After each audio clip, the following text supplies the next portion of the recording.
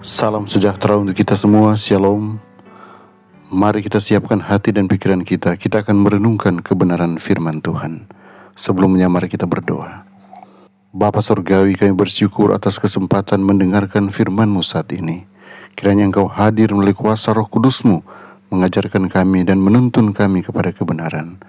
Bukalah pikiran kami, tajamkan pengertian kami, agar kami benar-benar memahami kebenaran firman-Mu. Dalam nama Yesus. Amin. Renungan hari ini berjudul Mengenal Joseph Bates. Ayat inti Kejadian 28 ayat yang ke-15.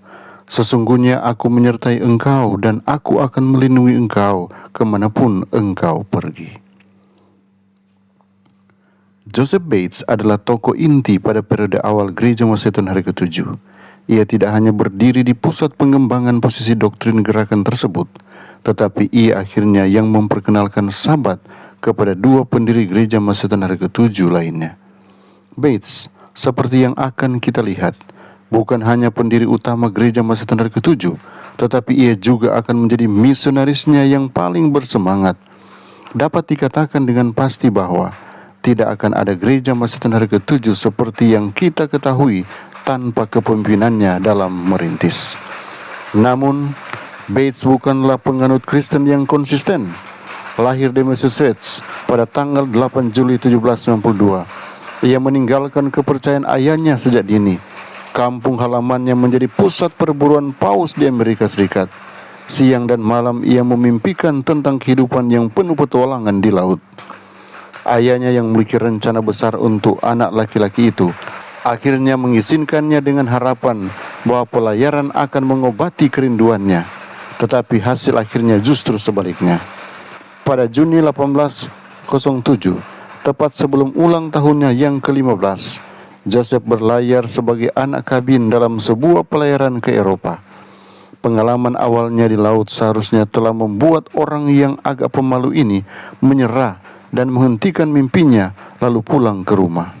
Misalnya dalam pelayaran pulang dari Inggris, pelaut muda itu jatuh dari salah satu tiang layar ke laut di dekat seekor hiu besar yang sedang dipancing oleh beberapa temannya. Jika saja makhluk itu tidak mengubah posisinya saat itu, maka karir Bates sebagai pelaut sangatlah singkat. Pada musim semi tahun 1809, Bates kembali mengalami kejadian yang hampir fatal ketika kapalnya menabrak gunung es di lepas pantai Newfoundland.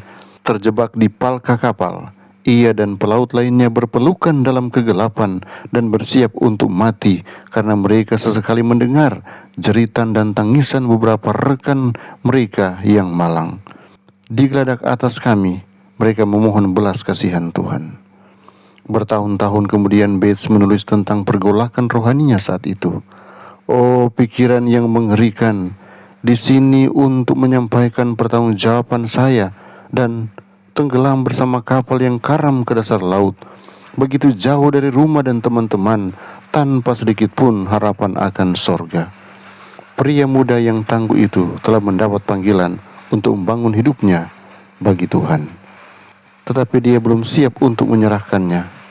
Tetapi kita dapat bersyukur bahwa Tuhan tidak menyerah, dan kebenaran yang menjadi berkat adalah bahwa Dia tetap bekerja, bahkan untuk orang-orang yang kita kasihi. Kiranya Tuhan Yesus memberkati kita semua. Mari berdoa.